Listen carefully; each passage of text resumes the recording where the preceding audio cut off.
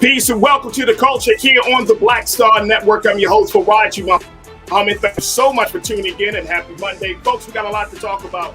First, let's talk about the State of the Union that the president is expected to give tomorrow. What should we expect? Should we expect him to talk about the case of Tyre Nichols and policing? Should he talk about the relationship he has with the new Republican House Speaker?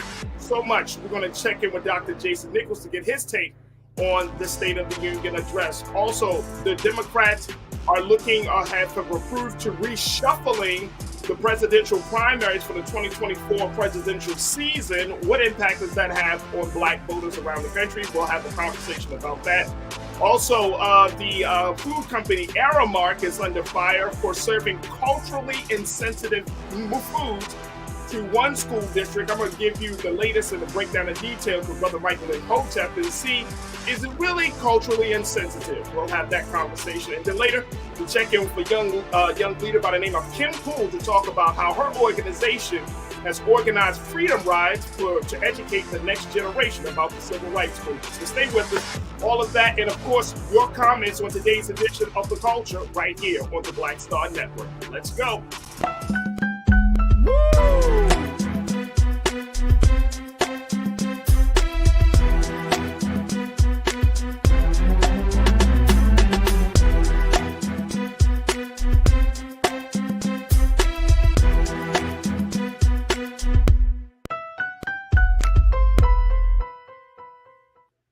All right, folks, welcome to The Culture here on the Black Star Network. I'm your host, Farajii Muhammad. Thank you so much for tuning in and being a part of the conversation. First and foremost, happy Monday. We are continuing to do our due diligence as we're celebrating Black history for the year of 2023. And folks, I hope that as we wrap up almost tomorrow, we'll make it the first week of the month, that you're using this time to learn all about their history, the history of Black folks, named and unnamed, major and minor, folks that have made a huge, huge contribution to the progress of this country and to our people across in America and around the globe. So happy Monday on this Black History Monday. Folks, we got a lot to talk about. First and foremost, let's talk about the State of the Union the president is expected to give tomorrow. Of course, this is his second State of the Union, but it is the first State of the Union where the president is talking to a chamber of Congress where the Republicans hold the power in the House. And so the question is, how will the president respond to the national election results from November? Now, there's already talk saying that the president will try to come into the conversation as being a unifier, trying to get from those across the aisles to talk to each other, to shake hands with each other, to approve policy. But I'm wondering, is that a good strategy? Let me check in with my brother, Dr. Jason Nichols, who serves as a lecturer for the University of Maryland out of the African American Studies Department. You can check him out here every Monday here on The Culture, and we're always happy to have his analysis and insight. Brother Jason, thank you so much for tuning in and being a part of the conversation. How you feeling, brother? Hey, I'm feeling blessed. Thank you for that great introduction. Thank you for having me, as usual. Absolutely. Love to have you. All right, bro.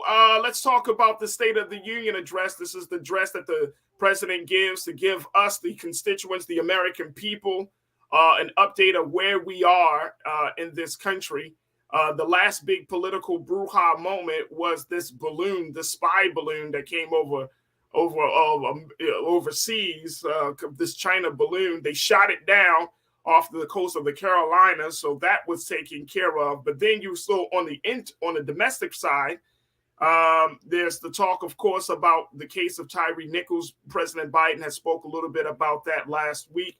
There's the ongoing conversation about what the new Congress is going to do with Hakeem Jeffries and Kevin McCarthy as the heads, and so much more. And of course, we can't stop talking about the Ukraine-Russian war. There's a lot to talk about in this State of the Union, but what should we expect as Black people and as Black voters in this country? So firstly, I think that the president is going to spend a lot of time touting his successes. That's the first thing he's going to do, is kind of throw it in Republicans' face that while they have tried to give doom and gloom to the American people, that he's at 3.4% unemployment, which is the lowest in 54 years, that he's created and brought back manufacturing, created 800,000 manufacturing jobs, 12 million jobs overall. You saw Black wage growth in the last year actually outpaced inflation. So he has a lot of things to actually tout and say, hey, we're on the right path. Don't let these people fool you. We're actually doing pretty well. Which I think the American people need to hear, because I think right now there's just this kind of overarching pessimism. And, economically, while some, I think, to say that we're not going to face a recession, I think is wrong. But it won't be, a long enduring recession. Our economy has proven to be really resilient under the president's leadership.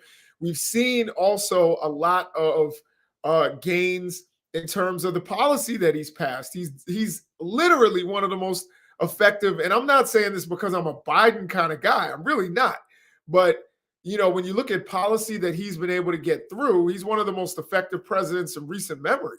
I mean, when you talk about the CHIPS Act and the Burn Pits Act, and then, the bipartisan infrastructure and things that people haven't been able to get done, he's been able to get through. And of course, inflation reduction, American Rescue Plan, all of those kinds of things, lowering drug costs for Americans. So he's going to talk a lot about that.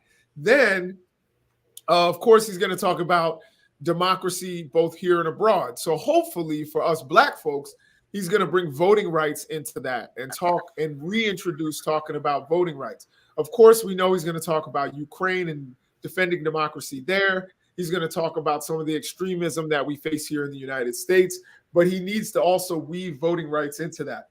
I think he's also going to talk about police reform. Now, we know this is a complicated subject for the president. A lot of people want to see fewer police. He wants to see more police and get more to community policing. And he has to, I think if he really wants to go deep into it, I'm not sure he's going to do that, but he can talk about qualified immunity. He's going to talk, about policing and about Tyree Nichols. And I believe he invited Miss Rovan Wade, I believe her name is. I'm somehow blanking on her last name, but Tyree Nichols' mother and stepfather, I believe, are going to be there. So he's definitely going to touch on that. I think he's also going to bring up, this tagline that he's been talking about for a long time, which is, this battle for the soul of America, that we need to come together. So what you were talking about in terms of, Democrats and Republicans actually working together for the good of the country, he knows that's not going to happen, but he does want to make it seem like he is a uniter.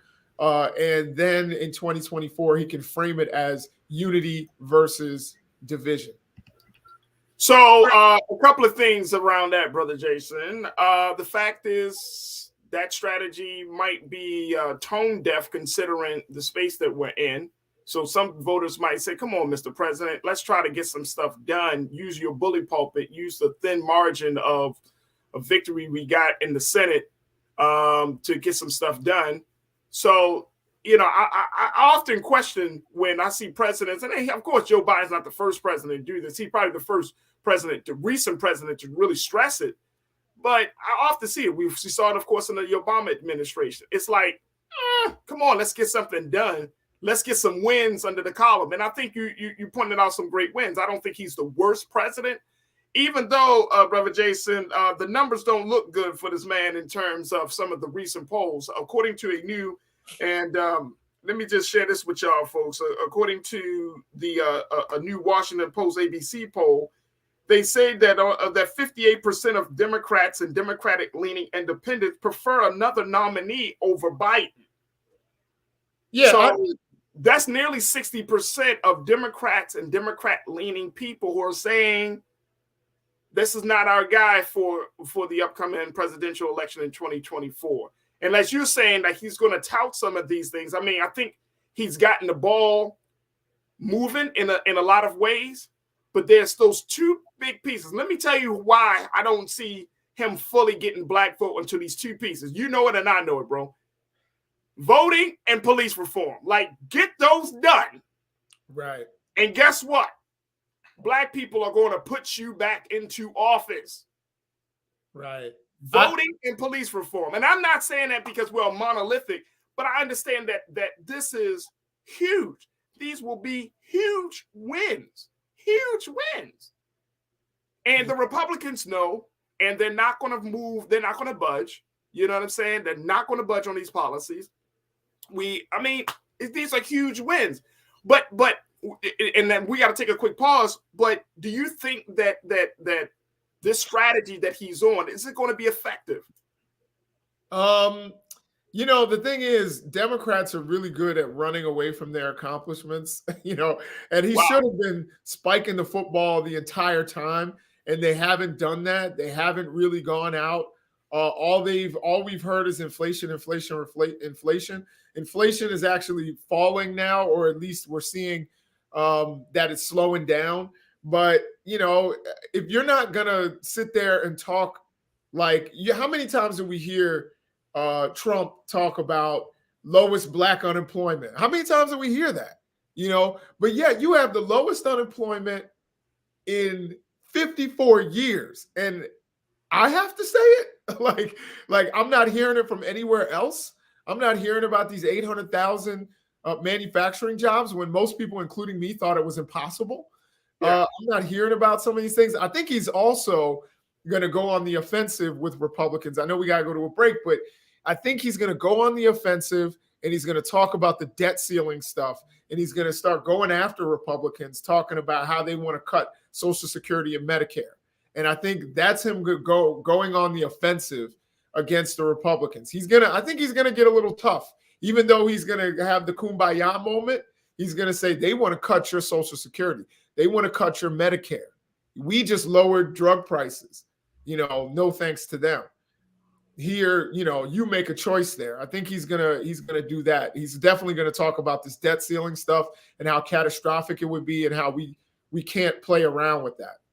Absolutely. Look, folks, we're going to continue the conversation with Dr. Jason Nichols. We're going to take a quick pause. When we come forward, I want to hear your expectations for the President's State of the Union address that he will be giving tomorrow night.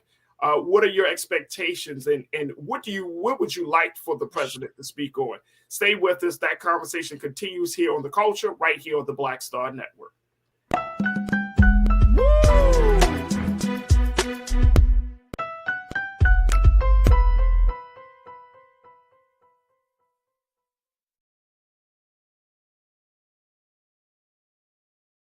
Black Star Network is here. Oh, no punch! I'm real revolutionary right now. Thank you for being the voice of Black America. All momentum we have now, we have to keep this going. The video looks phenomenal. See, there's a difference between Black Star Network and black-owned media and something like CNN. You can't be black-owned media and be scared. It's time to be smart. Bring your eyeballs home. You dig? When you talk about blackness, and what happens in black culture. We're about covering these things that matter to us, speaking to our issues and concerns. This is a genuine people-powered movement. There's a lot of stuff that we're not getting. You get it, and you spread the word. We wish to plead our own cause. Too long have others spoken for us. We cannot tell our own story if we can't pay for it. This is about covering us. Invest in black-owned media. Your dollars matter. We don't have to keep asking them to cover our stuff. So please support us in what we do, folks. We want to hit 2,000 people, $50 this month, raise $100,000. We're behind 100,000, so we want to hit that. Y'all money makes this possible. Check some money orders. Go to P.O. Box 57196, Washington, D.C. 20037-0196. The Cash App is $RM Unfiltered. PayPal is R Martin Unfiltered. Venmo is RM Unfiltered. Zelle is Roland at RolandSMartin.com.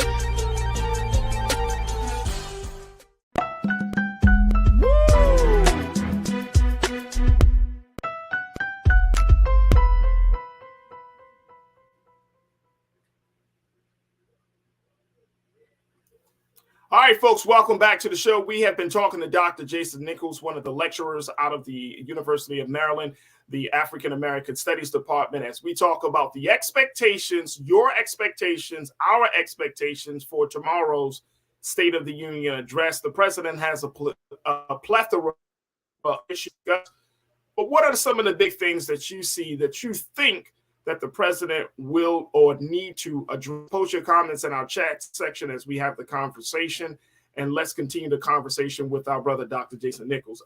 Doc, thinking about all of the things that you mentioned about how this president is moving forward, I'm wondering if any of this is going to resonate with the American people. And I'm saying that because we just quoted 58% of Democratic-leaning people, folks that were polled, said that they prefer a different candidate going into 2024. If that's the case, 60%, then I'm thinking that the Democratic Party they know this, they see this, they got to look on their bench to see what kind of depth they have, who they have, and the possibilities, who is going to be plan B, who's going to be plan C.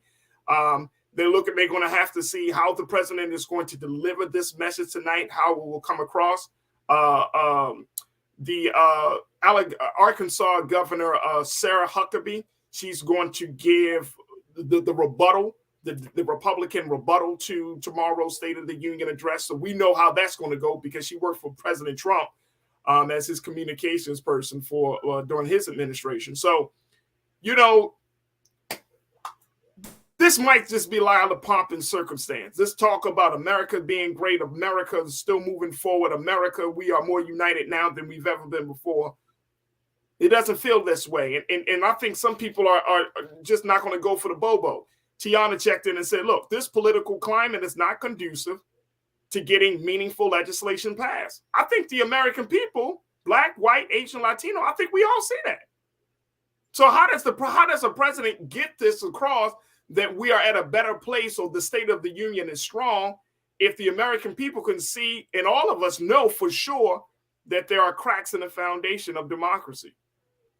So I think one of the things, first thing I'll say is that Republicans have done an excellent job at making Democrats ashamed of Joe Biden. So they've shown you all the videos of him stammering over words, all the videos of him looking frail and pale, and they have done a really good job at making Democrats feel ashamed of Joe Biden, despite, as I stated before, his numerous accomplishments. And again, I did not support Joe Biden. I was a Bernie guy, so I did not support Joe Biden. He was probably one of the least, one of my least favorite candidates, because he was the farthest in the center, or to the right, I would say.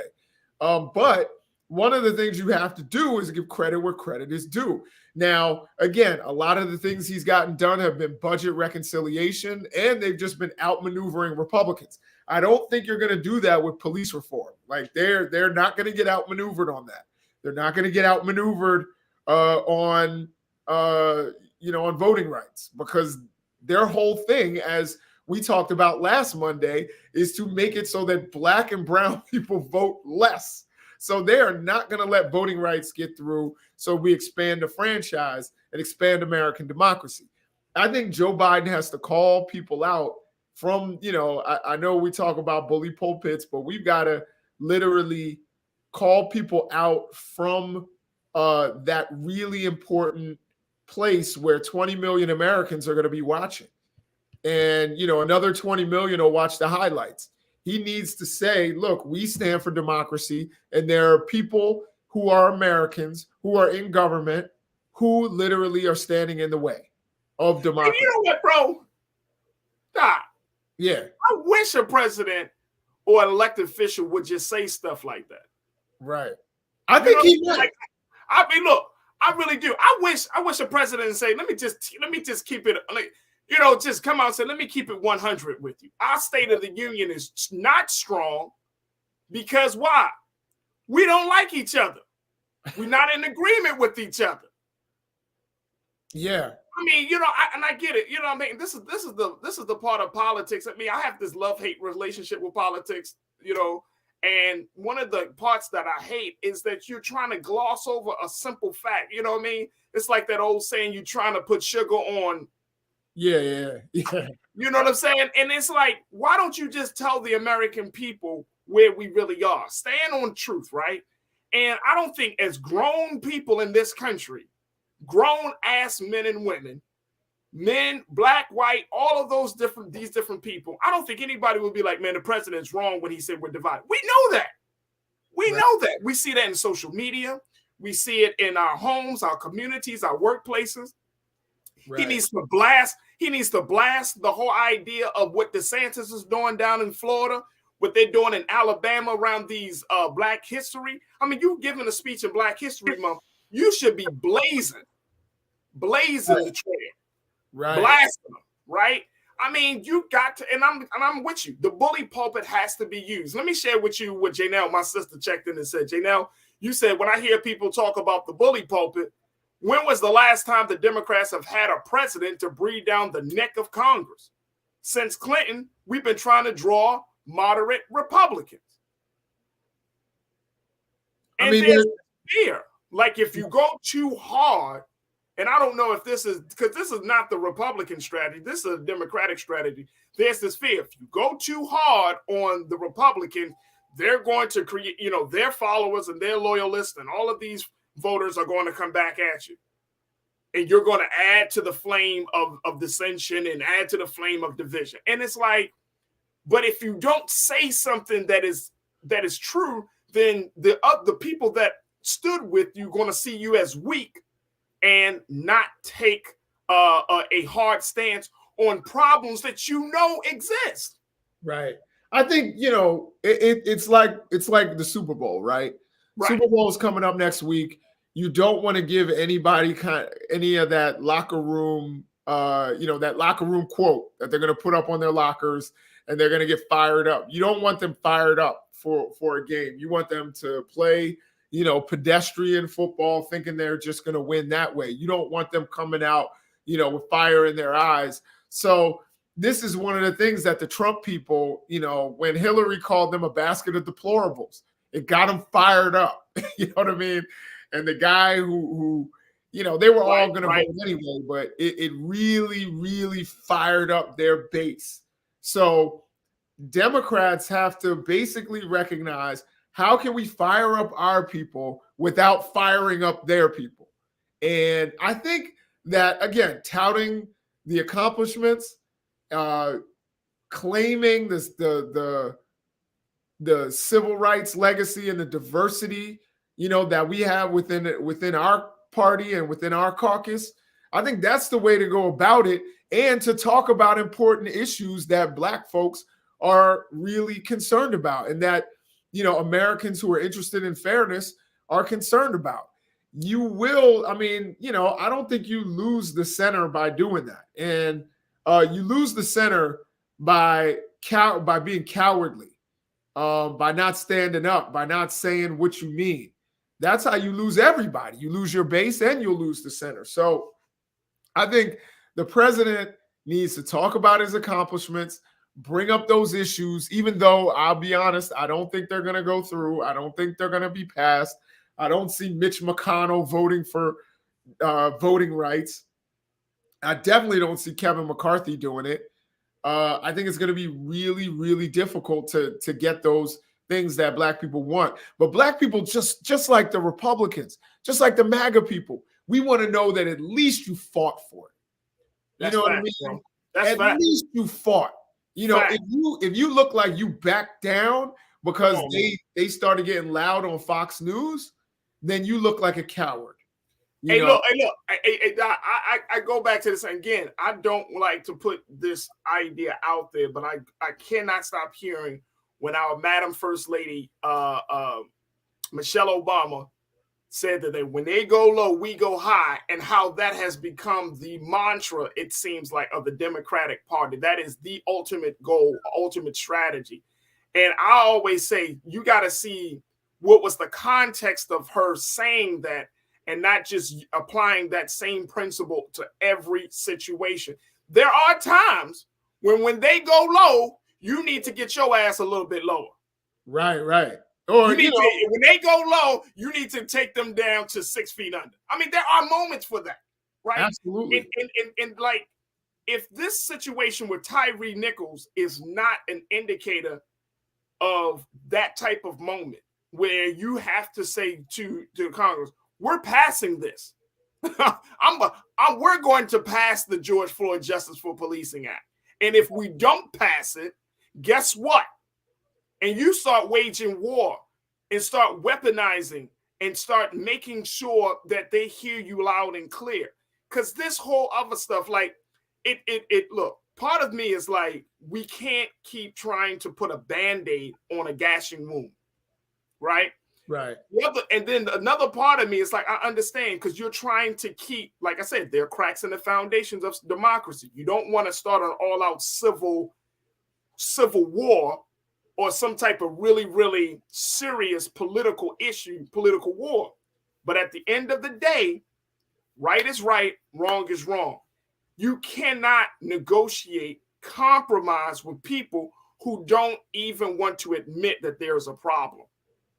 Right. Sometimes it's like you don't do that with your children. Right. You know what I'm saying? You put your big boy, big girl pants on and say, look, I'm the adult in the situation. This is what's happening. I'm not asking you. I'm telling you. Right. And I hope I'm really I'm hopeful that the president is going to do that with, basically you remember when Joe Biden said they trying to put you back in chains. Right. Like, that always made me laugh. I mean, I know some people were offended by that, but I thought it was funny. But right. I mean, we need a little bit of that Joe Biden, who's going to come out and say, the stuff that, the thing that I think people liked about Trump, the people who like Trump, was that he said it and then he stood on it.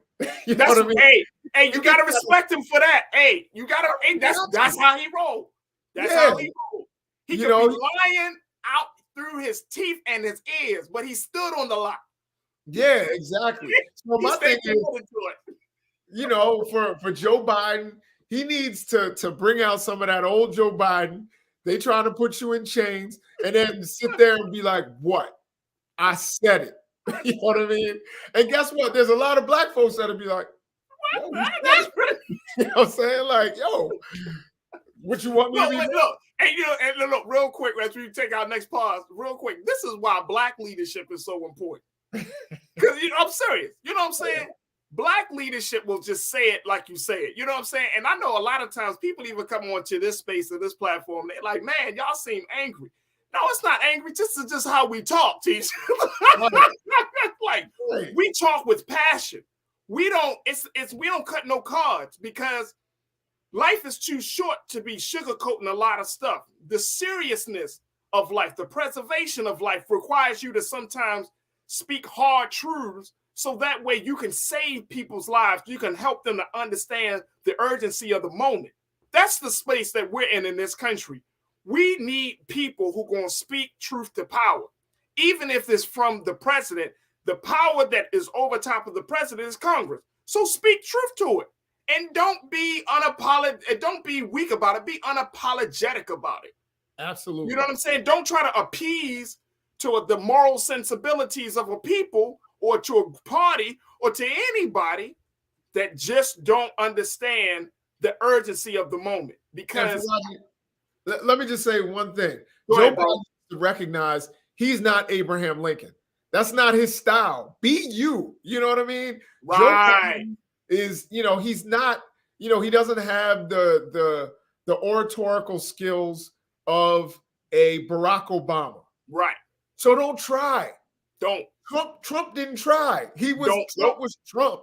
So be Joe Biden and say, talk about these, high-level policy things, but also give it to us straight. Tell us what the Republicans are trying to take your Medicare. They're trying to make it so your grandmama can't go to the doctor. You know what I mean? They're trying to take your Social Security so your granddaddy can't pay his bills. That's what we want to hear, and that's the kind of passion and fire we want to bring. And yes, you can try that uniter stuff, but it's not really gonna work. You know what I mean? Absolutely. Like, Absolutely. sometimes we need a little bit of fire. I like some of the uniting stuff, but sometimes you have to also sprinkle a little truth in there as well. Yep, and a little ass whipping as well. Little ass whipping, little truth, little ass whipping, and some policy. All right, we got to take a quick pause. When we come forward, we're going to have a conversation about how the Democratic Party is doing their job of reshuffling their presidential primary calendar. They approved that on this past weekend, and we want to look at what is the impact that will have on Black voters. Stay with us. That conversation will happen next here on The Culture on the Black Star Network.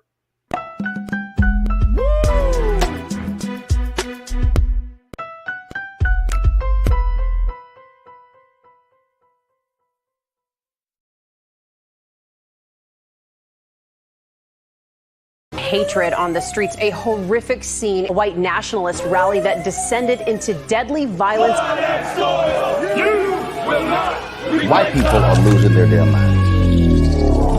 As an angry pro-Trump mob storms the U.S. Capitol, we're about to see the rise of what I call white minority resistance. We have seen white folks in this country who simply cannot tolerate Black folks voting. I think what we're seeing is the inevitable result of violent denial. This is part of American history. Every time that people of color have made progress, whether real or symbolic, there has been what Carol Anderson at Emory University calls white rage as a backlash. This is the rise of the Proud Boys and the Boogaloo Boys. America, there's going to be more of this. Here's all the Proud Boys, guys. This country is getting increasingly racist in its behaviors and its attitudes because of the fear of white people. The fear that they're taking our jobs, they're taking our resources, they're taking our women. This is white fear.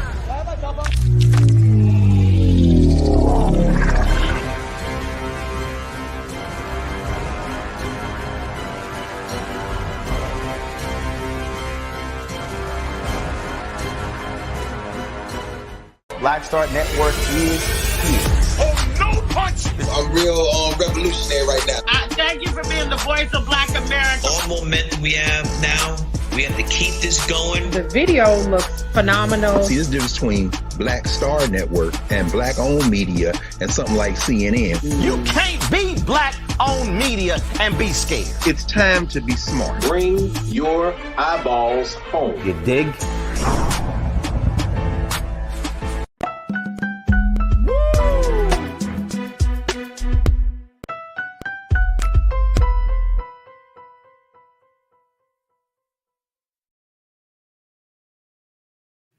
Folks, thank you for tuning in. We are now want to have a conversation about the presidential primaries that will be kicking off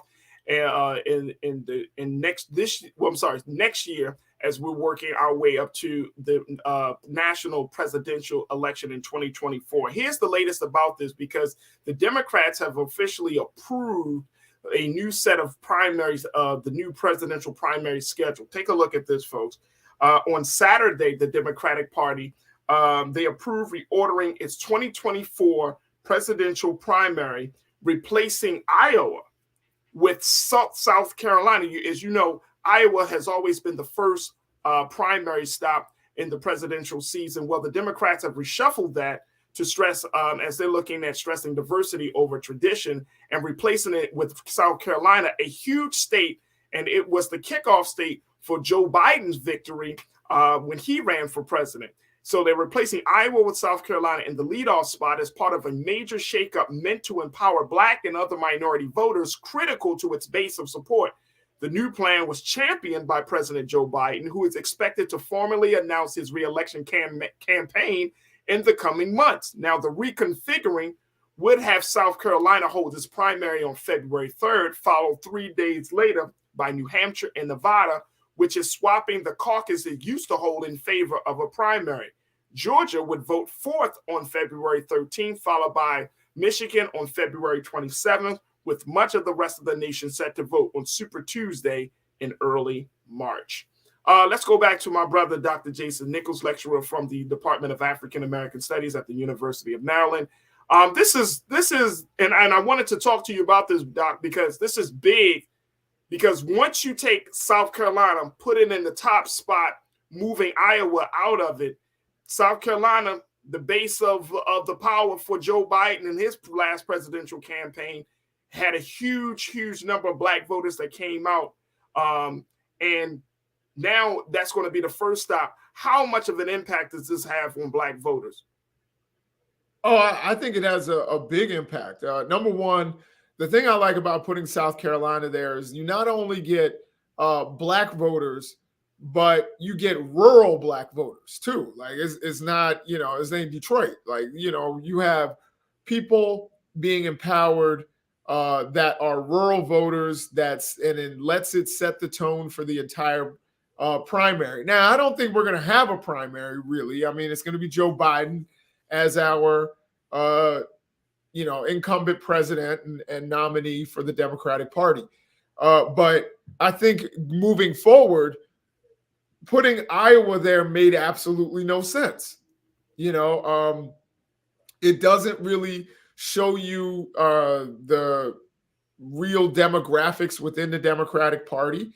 And a lot of times you get somebody who wins that and that's they're one and done. They go to other states and they start losing. So putting South Carolina first and then having New Hampshire and Nevada together makes perfect sense because you get Latino voters next. And you're not leaving the white voters behind because New Hampshire ain't got no Black folks, right? Or Latino voters. It's primarily white voters. So you've got all of the demographics within the first 2 weeks of primaries being represented, or at least the major demographics within the Democratic Party. But Black folks are the backbone of the party. Everybody knows that. And they should go first. They should set the tone. Who is it that Black folks are going to back? We saw Joe Biden. What did he come in like third in Iowa? Man, look, hey, Doc, remember he came in fourth. Yeah, I mean, he came in fourth. He had a conversation with James Clyburn. Look, this is crazy. Look, I don't know if y'all. I mean, for those who study politics, political science, y'all know this was the comeback of the past 20 years. Like Joe Biden really wasn't even at the top. He wasn't even the first three. I don't believe. If y'all correct me if I'm wrong on this. But I think it was either third or fourth. Jim Clyburn helped that man. That's Jim Clyburn, the House rep out of South Carolina. He's a stalwart in South Carolina politics. Helped that man change the whole momentum of that man's campaign. Absolutely. Changed the whole momentum. And from South Carolina, all Black folks started voting for Joe Biden. That's crazy. And not only that, the reason you have a Black woman on the Supreme Court, is in part because of Clyburn demanding it. You know what I mean? Like Clyburn got something back for it. You know what I mean? He was like, look, this is what we want. This is what we want, and that's basically how you get Black women on the Supreme Court. Because he was like, yeah, you want my endorsement? You know how powerful I am in this state? Here's what we want.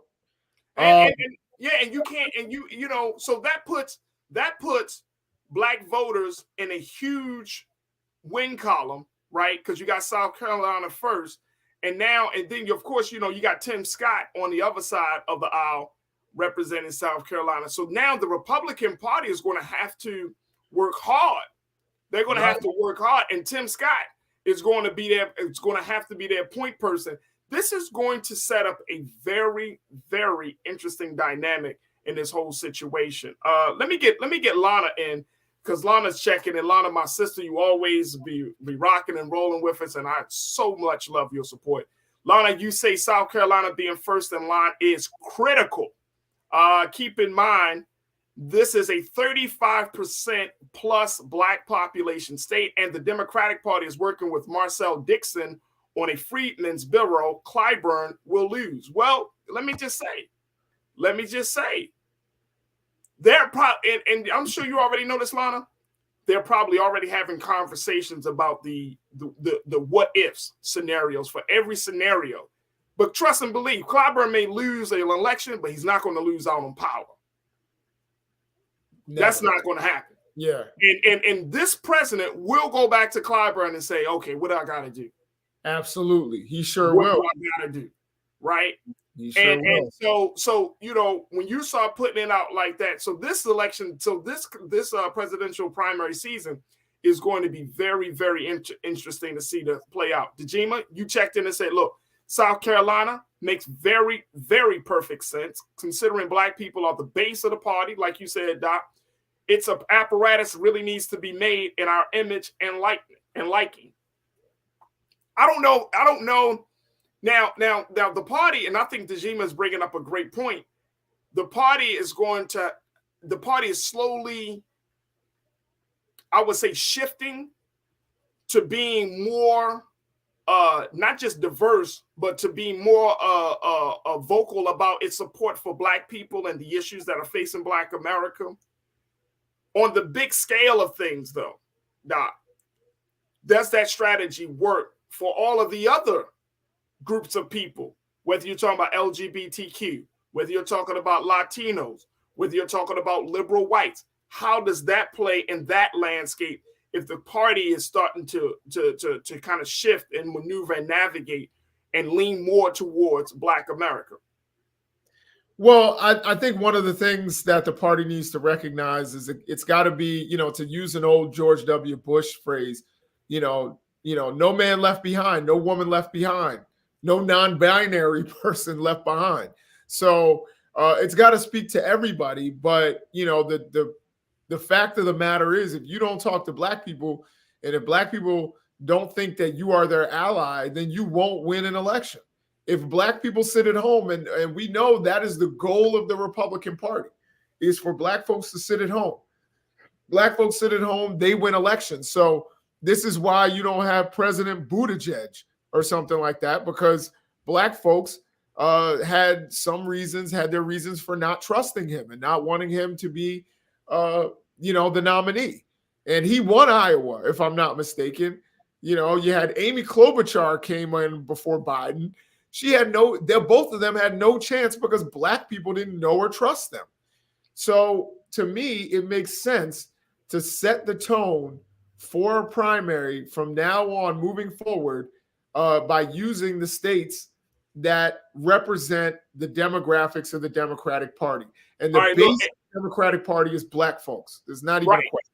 All right, look, I got to take a quick pause. When we come forward, Doc, I got to ask you a question about this, because my concern is this sounds so good and this is necessary, but how do we make sure that it's not a performative gesture and make sure it gets to something real and substantive? We want to have that question and continue the conversation. Stay with us, folks. It's The Culture here on the Black Star Network.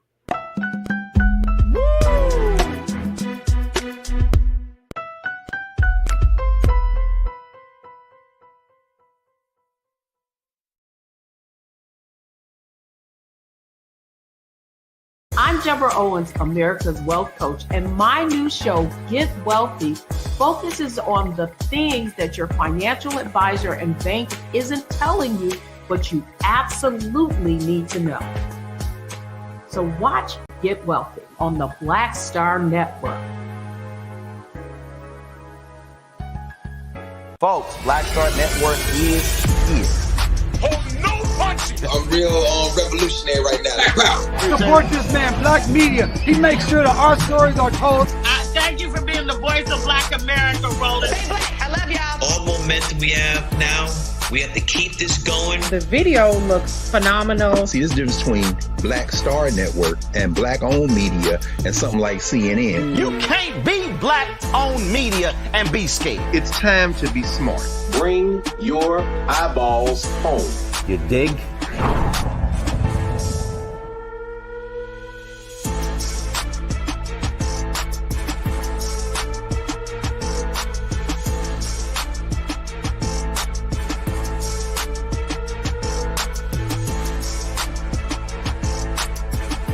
The 54th NAACP Image Awards is airing live on February 25th, honoring outstanding performances in film, television, theater, music, and literature. But this year, Roland Martin Unfiltered is nominated for Outstanding News or Information Series or Special.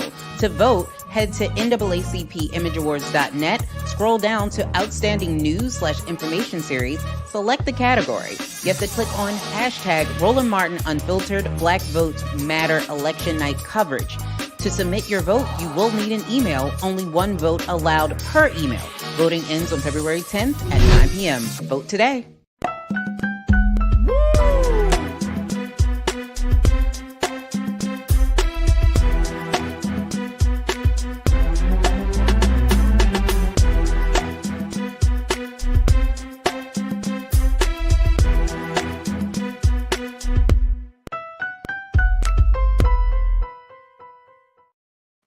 Folks, thank you so much for tuning in to The Culture here on the Black Star Network. I'm your host, Farajii Muhammad.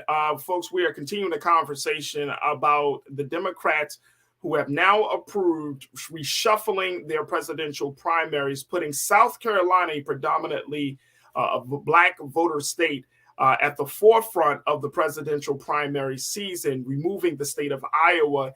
And people are asking the question, what impact will this have on black voter turnout and just the overall participation of black voters in next year's presidential campaign? I've been talking to my brother, Dr. Jason Nichols from the University of Maryland, the Department of African American Studies, to get his take, and certainly want to hear from you. So post your comments in the chat as we're streaming live on YouTube, on Facebook, and of course on Black Star Network. And let's continue the conversation. All right, Doc.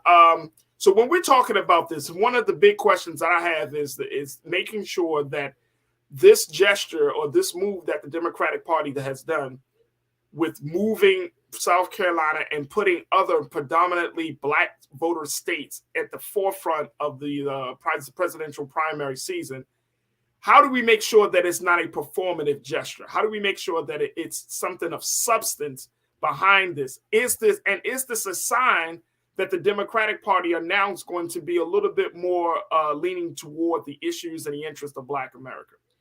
So I think, first of all, you're going to see, when people are crafting their agendas and crafting what they're going to talk about in the early days of a campaign, they're going to have to include issues that Black people are concerned about.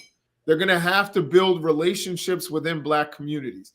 Because the first times they go on television or the first time they have a debate, it's going to be in front of Black people. The first time you have to cast ballots, it's going to be in front of Black people. So I think this is going to affect everyone's agenda. You're not going to be you're not going to be an Amy Klobuchar. You're not, like, no disrespect to her, but she was not someone who was prepared for Black audiences or Black issues. She sat there and talked about building a coalition with moderate Republicans. And yeah, that plays okay in Iowa, but not for the Democratic base. And you're not going to get people fired up. And that's when you get 37,000 fewer Black folks voting, in an election, which could cost you a state or two or five.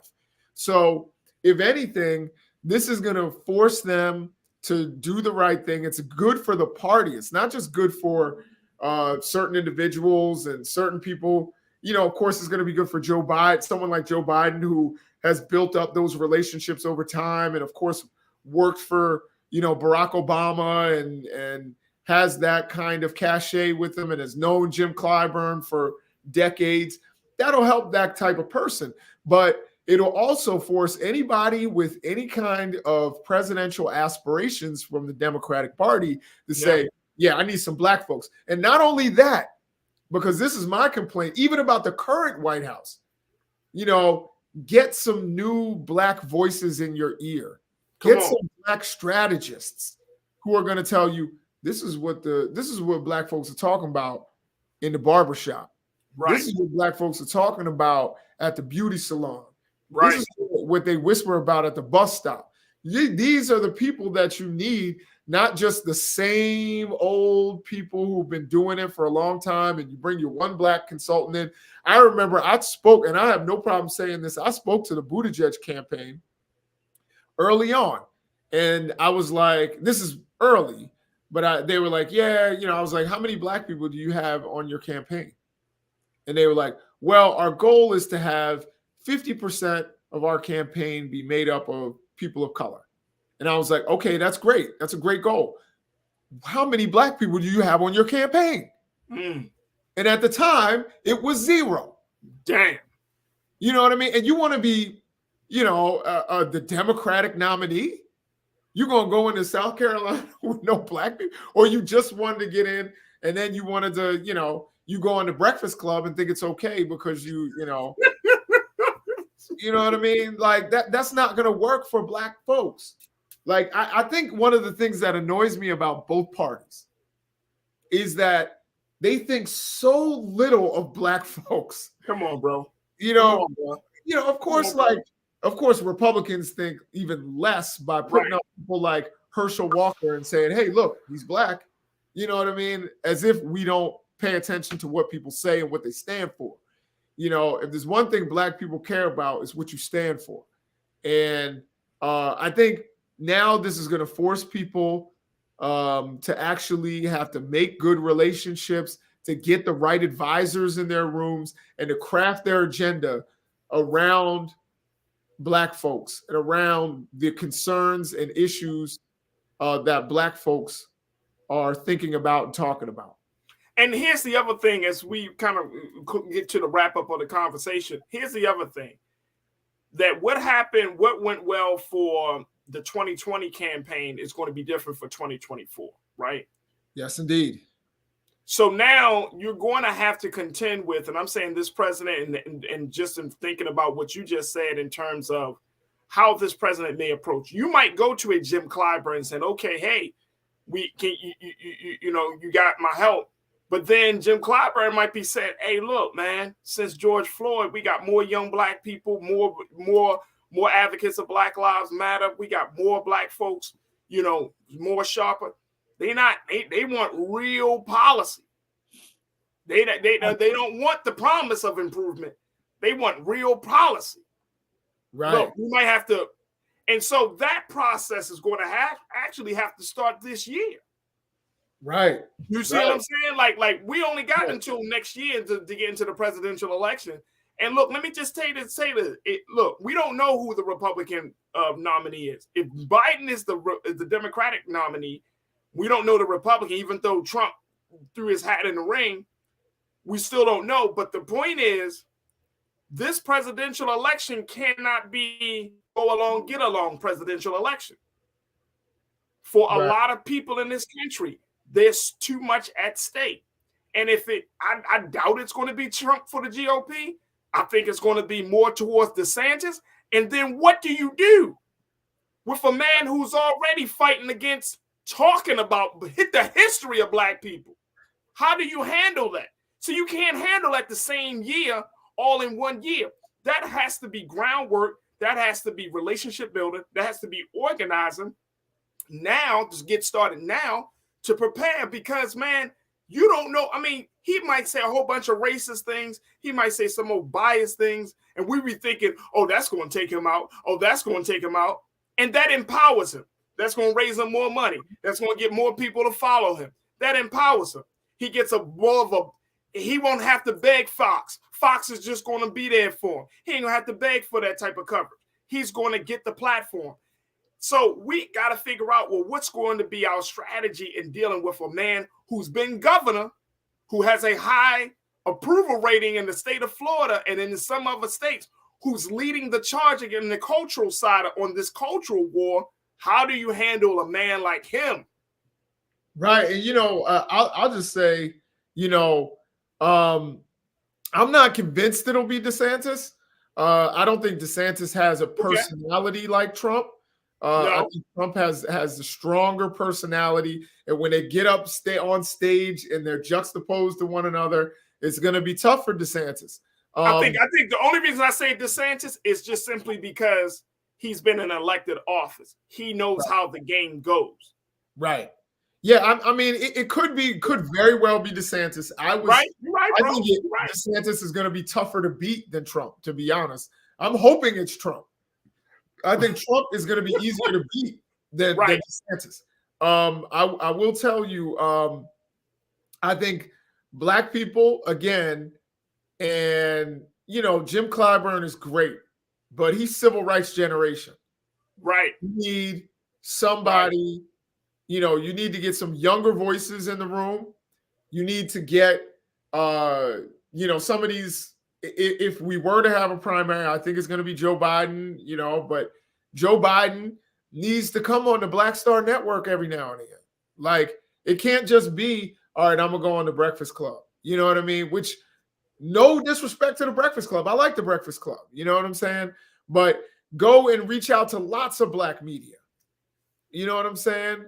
Go, of course, it'd be nice if they came on The Culture. It'd be nice if they came on my podcast with the Working Class Elites. But we need them to actually speak to us, speak to our issues, and they will have a much easier time in the states that they need to win. The states they need to win, like Georgia. You need every single Black vote to win Georgia. You will not win Georgia if you don't get massive Black turnout. You need massive Black turnout in Detroit in order to win Michigan. You need massive Black turnout in Philadelphia if you want to win the state of Pennsylvania. And if you even want to compete in Ohio, you better get massive turnout in Cleveland and Cincinnati and Akron and all those Black areas. It's going to be really critically important. And so undervaluing Black votes would be a death sentence. And also not listening to younger Black voters and allowing for young voters in general, but young Black voters to fall by the wayside would be a huge mistake. And here's very quickly, as we wrap up this part of the conversation, Doc, you're going to have to put Kamala, she's going to have to rebrand herself.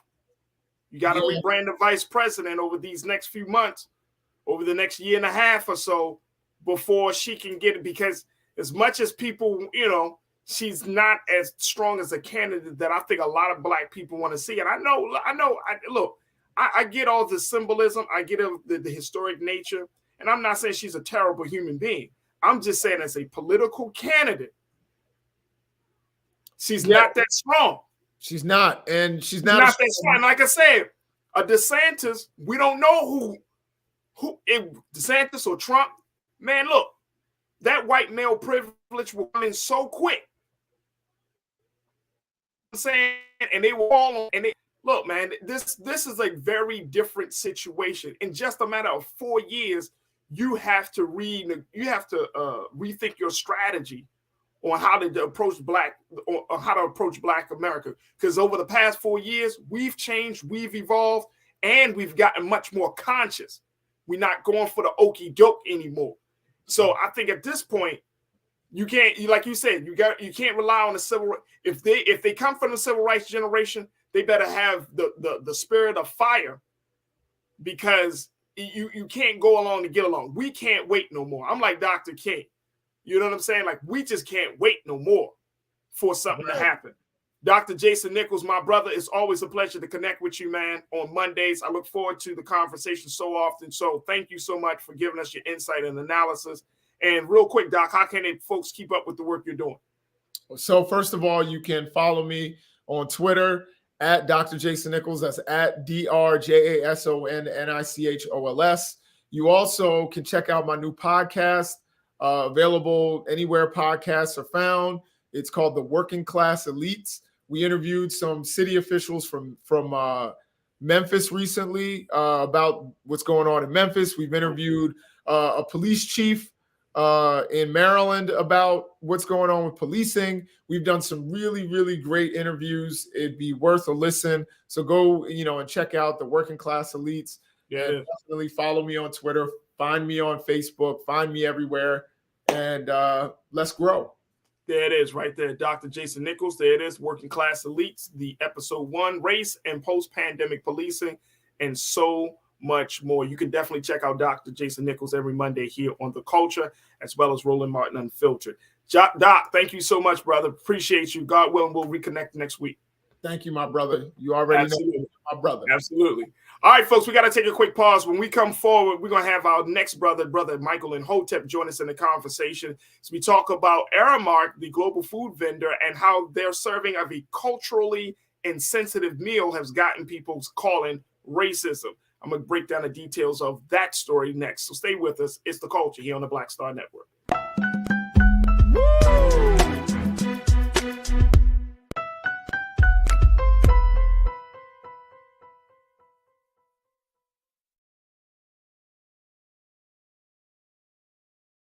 Hatred on the streets, a horrific scene, a white nationalist rally that descended into deadly violence. White people are losing their damn minds. As an angry pro-Trump mob storms the U.S. Capitol, we're about to see the rise of what I call white minority resistance. We have seen white folks in this country who simply cannot tolerate black folks voting. I think what we're seeing is the inevitable result of violent denial. This is part of American history. Every time that people of color have made progress, whether real or symbolic, there has been what Carol Anderson at Emory University calls white rage as a backlash. This is the rise of the Proud Boys and the Boogaloo Boys. America, there's going to be more of this. Here's all the Proud Boys, guys. This country is getting increasingly racist in its behaviors and its attitudes because of the fear of white people. The fear that they're taking our jobs, they're taking our resources, they're taking our women. This is white fear.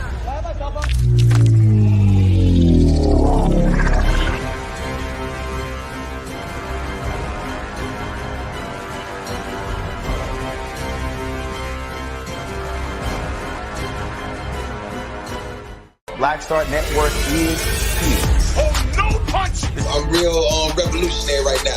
Thank you for being the voice of Black America. All momentum we have now, we have to keep this going. The video looks phenomenal. See, there's a difference between Black Star Network and black-owned media and something like CNN. You can't be black-owned media and be scared. It's time to be smart. Bring your eyeballs home. You dig?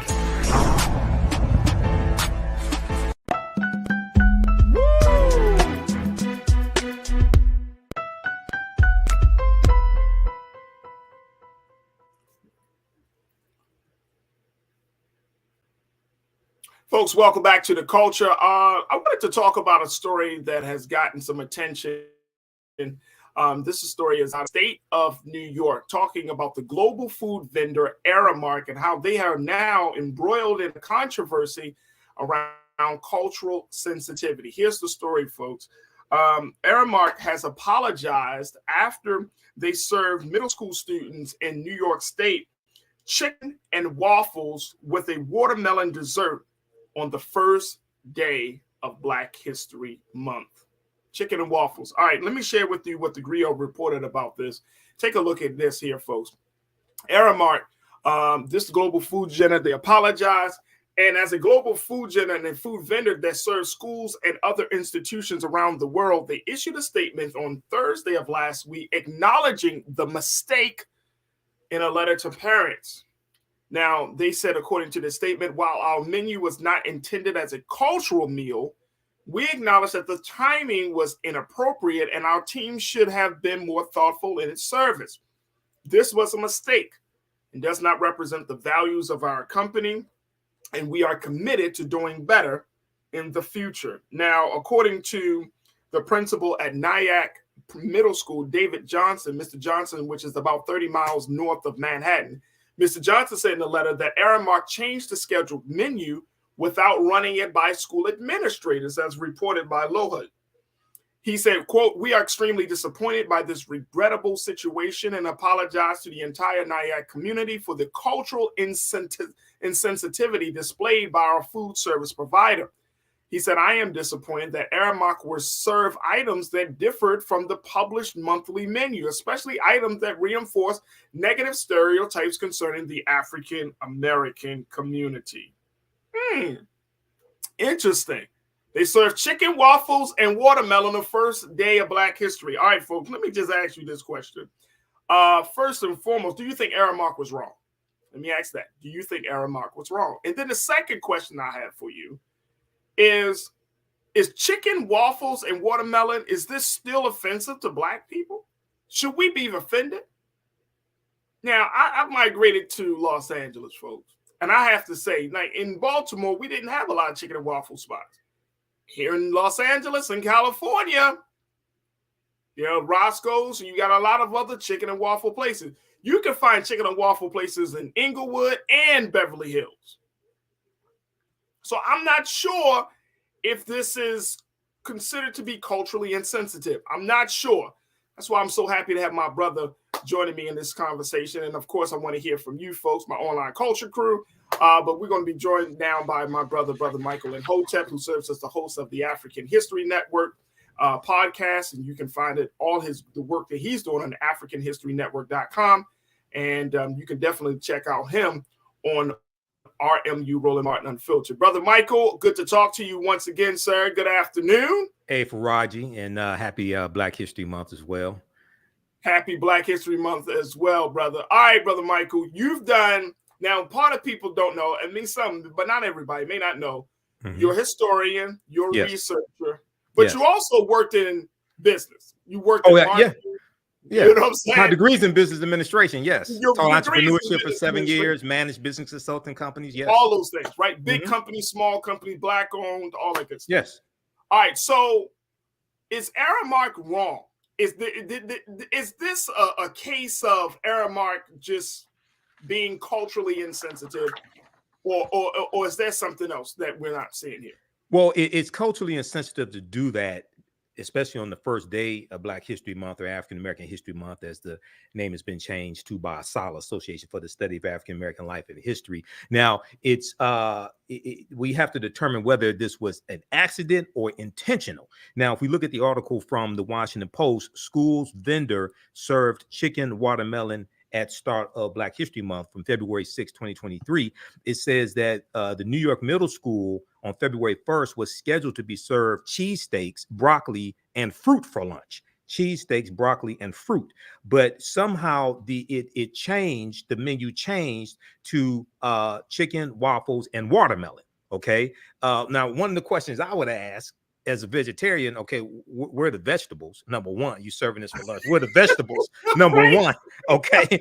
Number two, who was it who made this change? Okay. Now, Aramark has apologized for this, but who has made this change? Now, it also, we look and see back in February 2018, Aramark made a similar mistake. They served a meal at New York University in honor of Black History Month that included barbecue ribs, cornbread, collard greens, and Kool-Aid, and watermelon flavored water.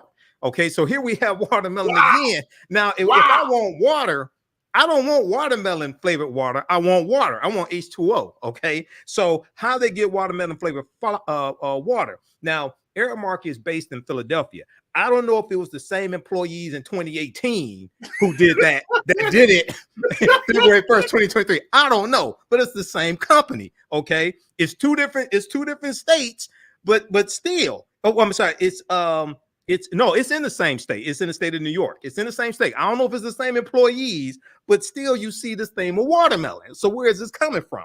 Now, there's nothing wrong with eating watermelon. Watermelon dates back to ancient Kemet, ancient Egypt, 5,000 years ago. Okay, there's nothing wrong with eating watermelon, but there has been a racist trope which has attached African Americans to watermelon, even though basically all races of people in the United States eat watermelon. Okay.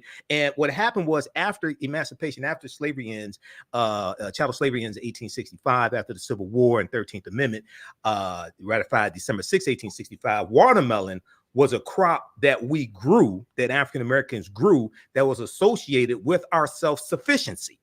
And then as a backlash to that, white Southerners are then going to project it as a racist trope. Okay. So the racist trope has dominated in the media, in culture, things like this, minstrel shows, etc. And a lot of us don't understand this history behind it. And then in 2011, when students at the University of California at Irvine were served chicken and waffles on Dr. Martin Luther King Jr. Day in 2011, by Aramark. By Aramark. Aramark said his managers and chefs will complete cultural sensitivity training, and that was reported by the Los Angeles Times. So I keep seeing chicken and waffles. I keep seeing this pop up. So I don't know if it was intentional, February 1st, 2023, but we do see a pattern here. All right. So, Brother Michael, you pulled off the receipts. You laid out the pattern. What's your assessment? What's your final judgment? You think this is all intentional? February 1st, 2023. I don't know if it's intentional, but I'm still trying to find out who made the decision to change the menu. So so hypothetically, right. it could have been some employees who did it intentionally, and the higher ups at Aramark didn't know it. Okay, right. Which is possible. Let's just say this, because like any company, right? Mm-hmm. You have different levels of management, and then of course you got the CEO. So the CEO is not going to be in on every single decision, right? Especially if the CEO is saying, "Okay, this is one of our clients. What's the menu? The printed menu says cheesesteak. Okay, fine. That's just, you're not thinking about it." And I'm just saying that from a business perspective, you're not thinking about, oh, okay, let me see what they're serving Black people on February the 1st. Now, okay, fine. If they didn't serve that since they served that, a couple of things.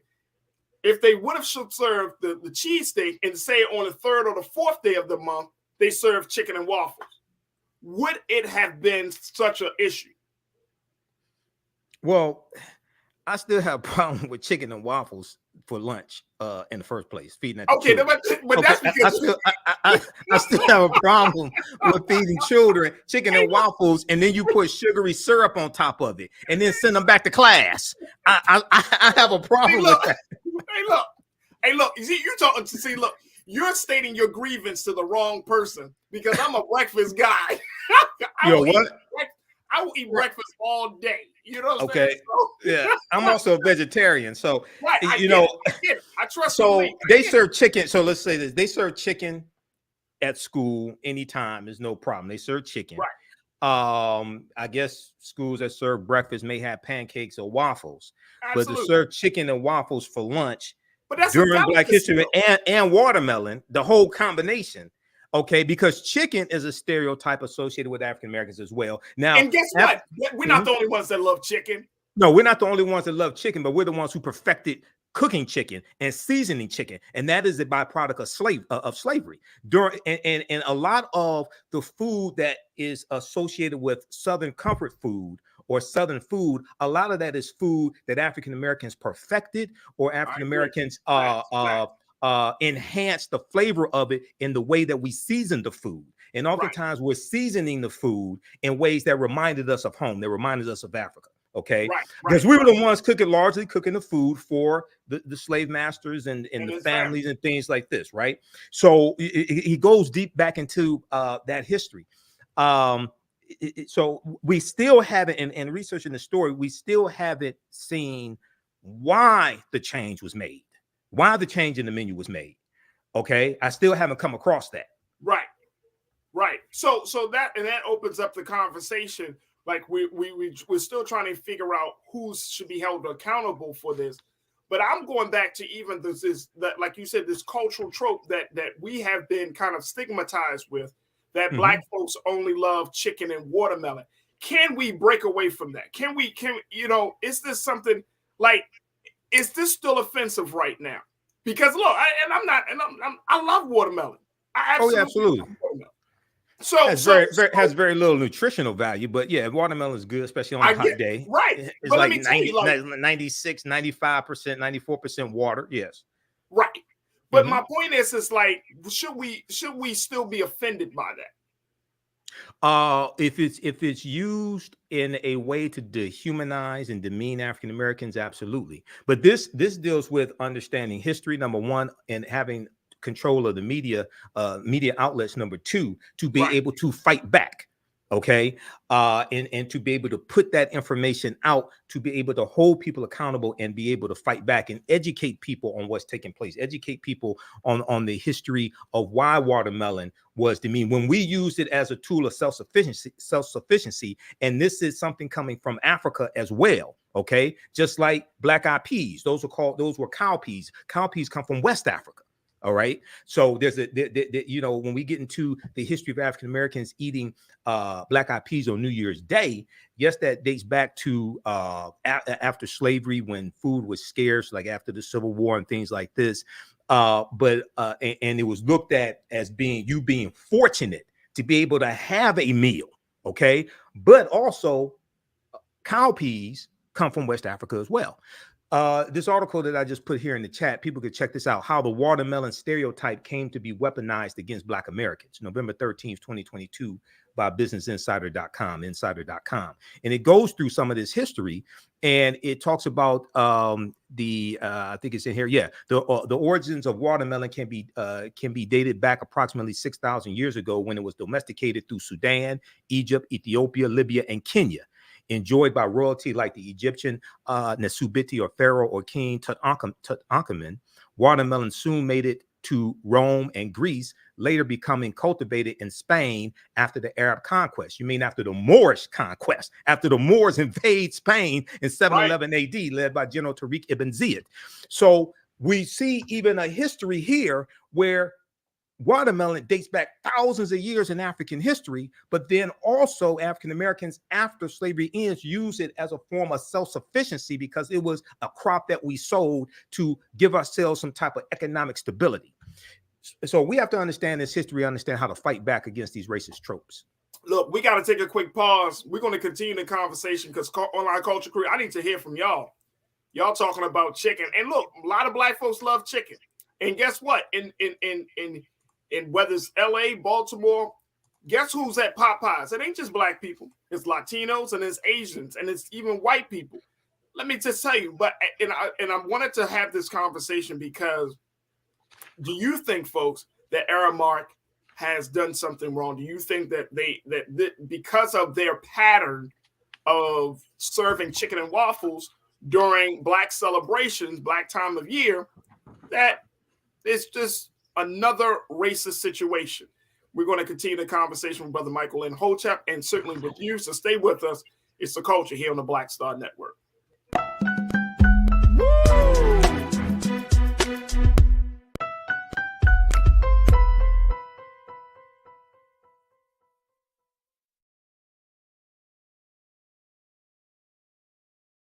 Hi, I'm Dr. Jackie Hood Martin, and I have a question for you. Ever feel as if your life is teetering and the weight and pressure of the world is consistently on your shoulders? Well, let me tell you, living a balanced life isn't easy. Join me each Tuesday on Black Star Network for A Balanced Life with Dr. Jackie.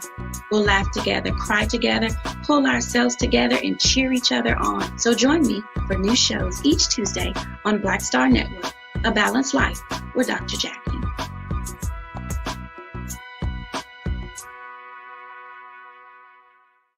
Black Star Network is here. Oh, no punch! I'm real revolutionary right now. Thank you for being the voice of Black America. All momentum we have now, we have to keep this going. The video looks phenomenal. See, this difference between Black Star Network and Black-owned media and something like CNN. You can't be Black-owned media and be scared. It's time to be smart. Bring your eyeballs home. You dig?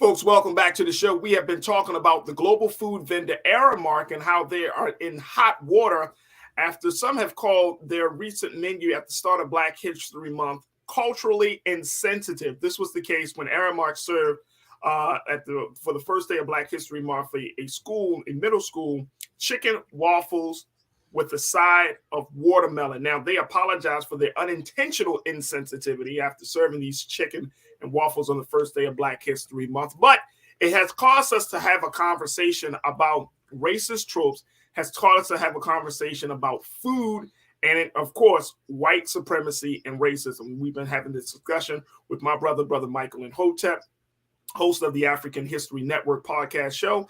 And he's also the founder of the AfricanHistoryNetwork.com. And of course, folks, I want to hear from you, my online culture crew. What do you think about this Aramark situation? Now, Brother Michael laid out there were many instances over these past few years where Aramark has used chicken and waffles as a meal, a dish for the celebration of Black life, Black culture in this country. Is it by design? Or was it unintentional? Now, the other thing about this story, this latest story, is that the school, Nyack Middle School, said that they did not get any type of heads up. They weren't even notified that there was a change on the menu. And when you go back to what the children were supposed to be served on the first day of Black History, it was cheesesteaks. It was cheesesteaks. And Brother Michael is not happy about the fact that it was only like those type of foods with no vegetables. It was cheesesteaks and broccoli. Okay.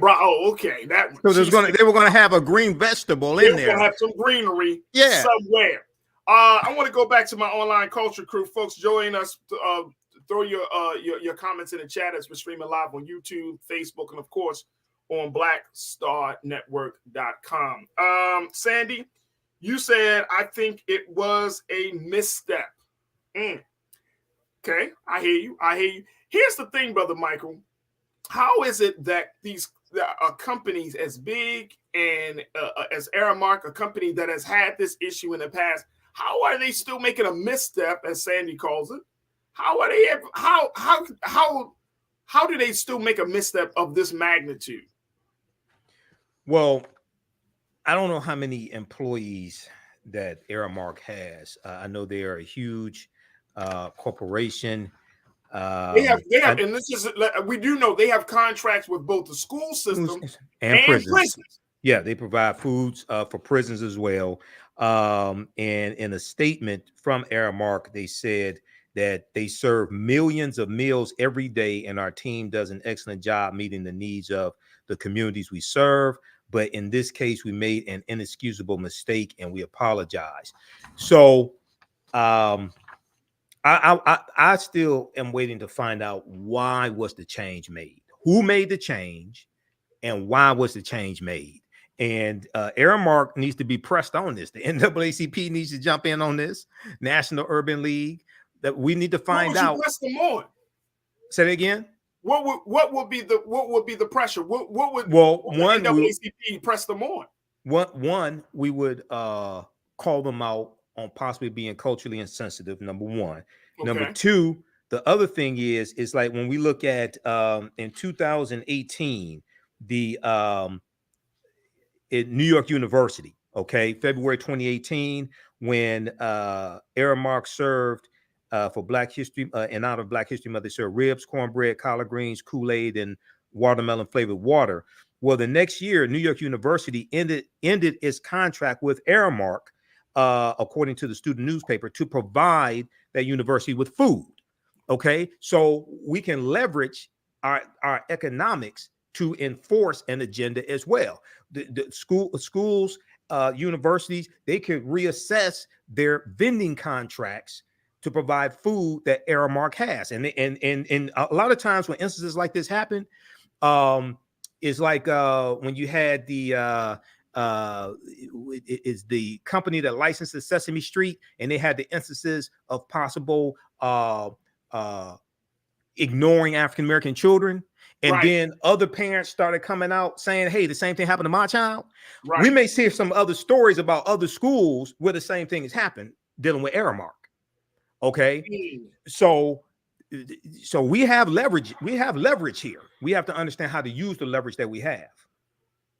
That's true. That is very true. Karen, my sister, you checking in, Karen Connor, you said no company should decide which food should be served without asking by way of a vote by the parents and students. Soul food is delicious. However, Caribbean, African, and others eat different foods.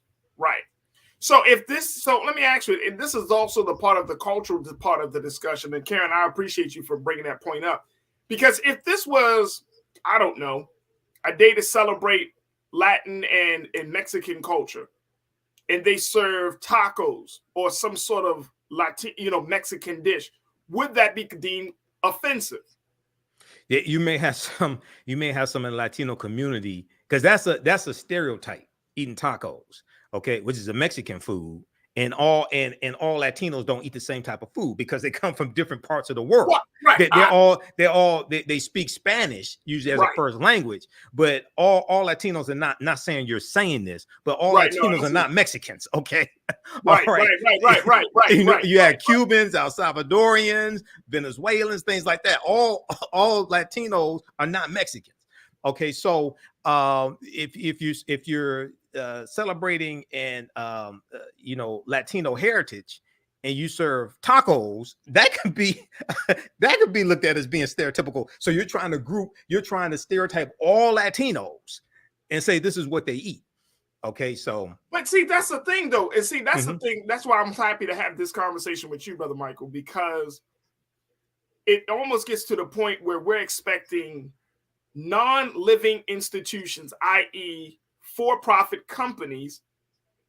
We kind of want them to be human in their interaction with us, where they're just simply tools for capitalism. They are just profit-making entities, right? And we're like, no, but in order for you to get my money, in order for me to become your customer, you need to be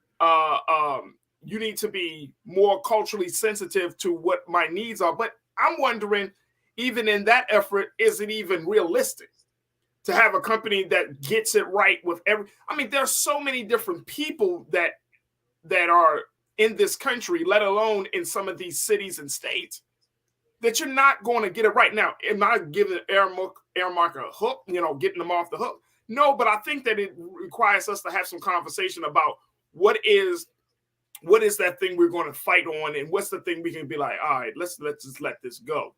You know what I mean? Because there are so many bigger things, right, culturally, that we need to still deal with. And if you get caught up in saying, I'm black, I don't want no chicken, I don't want no Kool-Aid, when everybody in my network, black folks, say, yeah, I love chicken, I eat it all the time, I love watermelon. You know what I'm saying? It's like, right. I don't eat chicken. I'm a vegetarian. I don't eat chicken. But so here's the thing. In business, there's something called corporate responsibility. Okay, right. And corporations do have a duty, and this deals with if you go to business school, you take classes like social ethics, or you may take some type of class that deals with corporate responsibility. They do have a responsibility to service and respect the communities that they're in and profit from also. And there's been more of an effort over probably like the past 20 or 30 years to really understand corporate responsibility and understand a relationship with the consumer, as opposed to just selling something to the consumer and reaping the profit from it.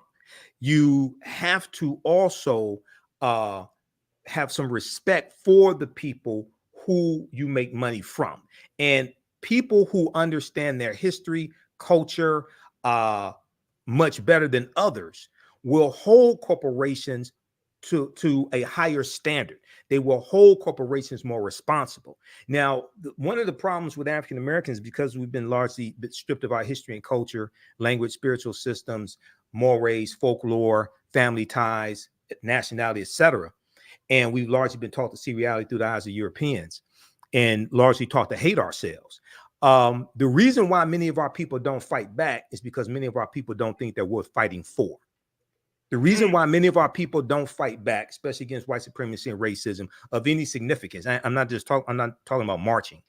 Okay, but really any significance, leveraging our economics to enforce our political agenda and redistribute the pain, as Dr. King said April 3rd, 1968 in his last speech, I've been to the mountaintop.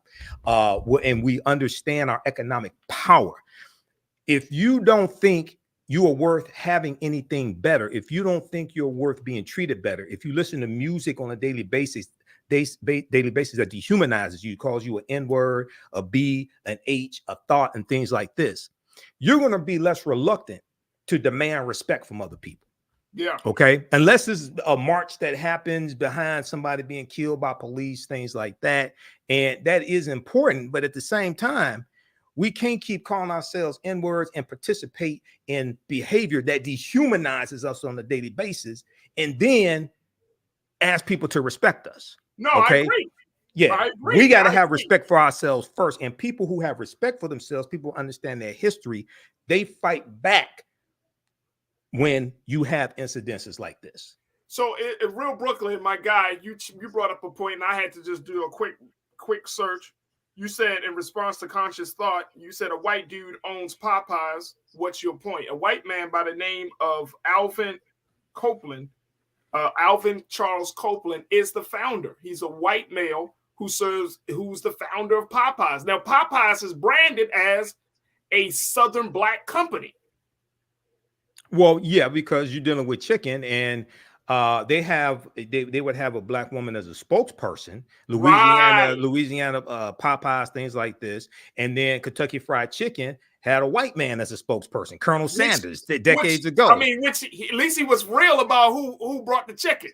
Right, but we have to understand it was African Americans who perfected making chicken and seasoning chicken. Yep.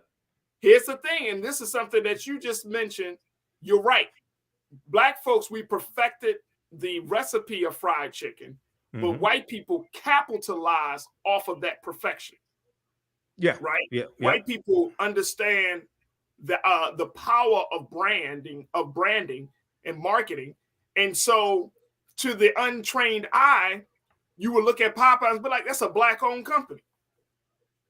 Okay, I wouldn't, but okay. No, I'm saying to the no, come on, brother Michael, you right, but okay, right. I wouldn't think it's a black-owned company, but yeah.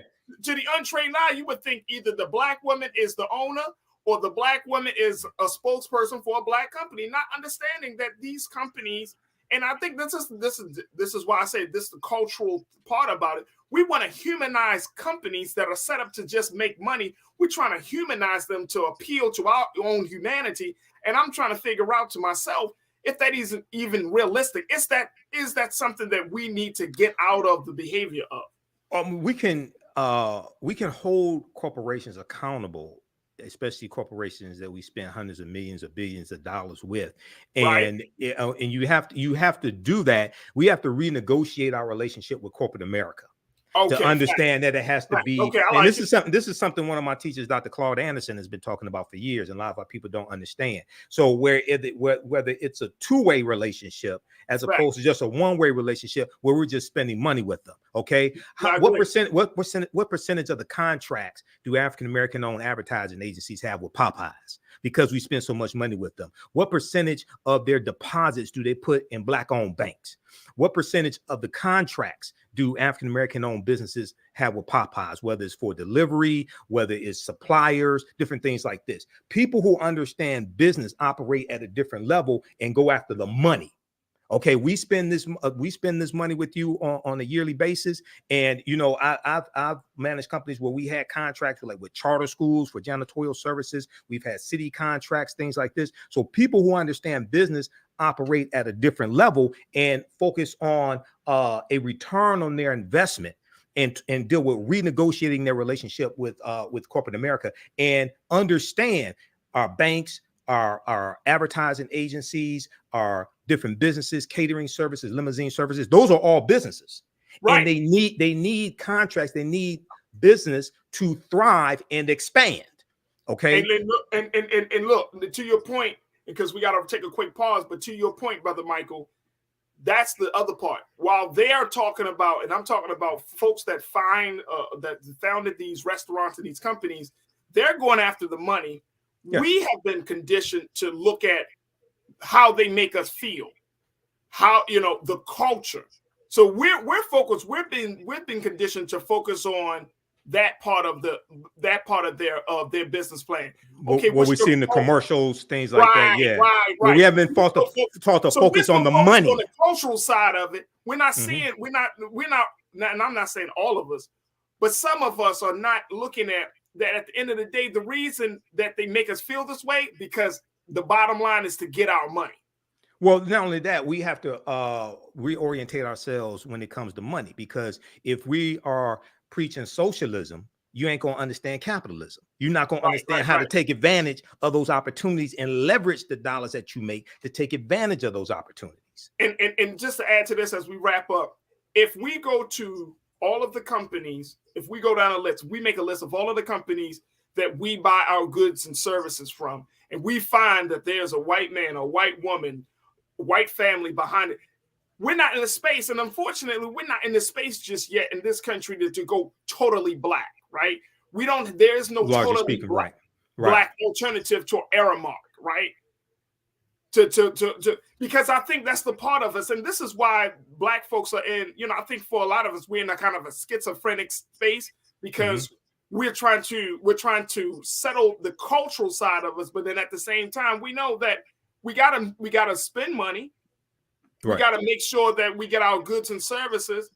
And so we go through this kind of conflict within ourselves. And so it's like you look at an Aramark, you're like, okay, y'all were wrong. They send out an apology letter, but you can't get around Aramark because they're such of a major company. Well, we have to unless you start packing your children every day. Well, see, this is why we have to understand history and understand economics, to understand that we have to renegotiate our relationship with corporate America, to understand we have the power to be able to think on that level, to demand something more than what we have. And most people don't focus on, wait a second, how much money do these corporations spend on an annual basis on contracts? And then what percentage of those contracts do African Americans get? This is something that Roland keeps talking about when it comes to advertising. This is what a lot of people don't understand when it comes to black-owned media. We're only getting a drop in the bucket when it comes to advertising dollars coming from these white corporations that we spend billions of dollars with on an annual basis. Other people don't tolerate stuff like that. Absolutely. As we close, DeAndre, I think you said it best, and you just mentioned, Brother Roland. DeAndre, you said, like Roland likes to say, Farajii, we put the show in show business. This applies to that as well. We like the show. They love the business. All right, folks, we got to take another quick pause. Right. We got to take another quick pause. When we come forward, we're going to check in with my sister, Kim Poole, who's talking about how she's giving back to the next generation as the nonprofit organization she's working for is looking to host freedom rides for young people. Stay with us. That conversation is up next here on The Culture on the Black Star Network.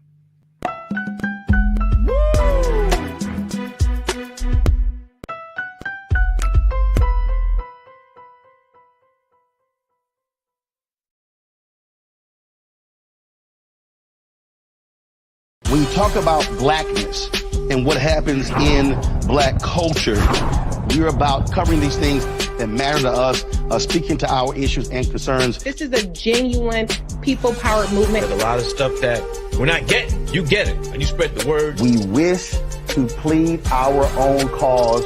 Too long have others spoken for us. We cannot tell our own story if we can't pay for it. This is about covering us. Invest in black-owned media. Your dollars matter.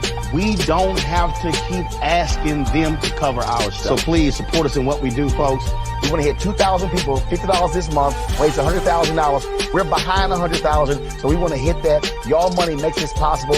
Checks and money orders go to P.O. Box 57196, Washington, D.C. 20037-0196. The Cash App is $RM Unfiltered. PayPal is R Martin Unfiltered. Venmo is RM Unfiltered. Zelle is Roland at RolandSMartin.com. Black Star Network is here. Oh, no punch! I'm real revolutionary right now.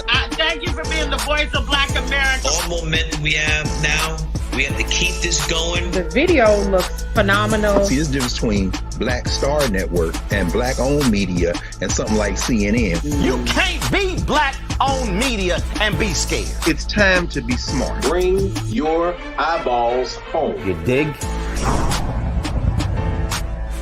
Hatred on the streets, a horrific scene, a white nationalist rally that descended into deadly violence. White people are losing their damn minds.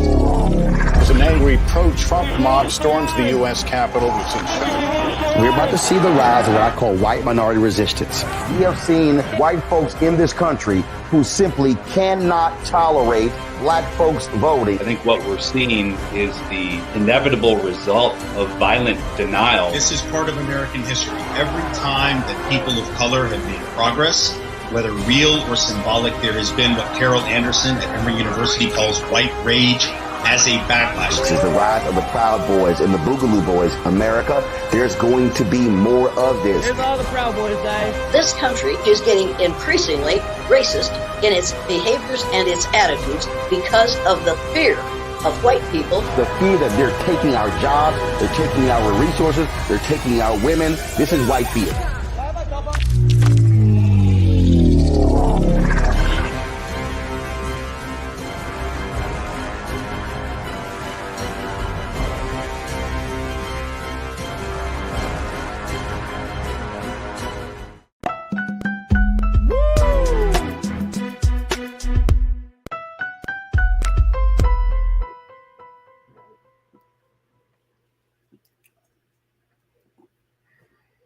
Folks, welcome back to the show. For our final conversation, I wanted to talk to a sister who is doing her part to making sure that the next generation stays connected to the great work, history, and legacy and struggle of the past generation. I'm going to be checking in with Sister Kim Poole, who is an activist, a soul fusion singer, and she's doing a phenomenal job as she's doing her part with the Teaching Artists Initiative, the Teaching Artists Institute, that was founded in 2015, where they're using art as a tool for community development.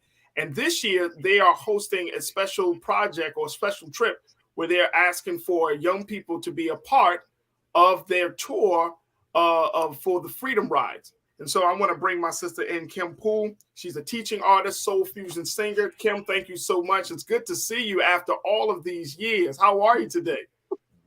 I'm good, Farajii. When Haki first told me that he reached out to you and asked if I could have this opportunity, I said, Farajii Muhammad from the New Light Leadership Coalition on York Road.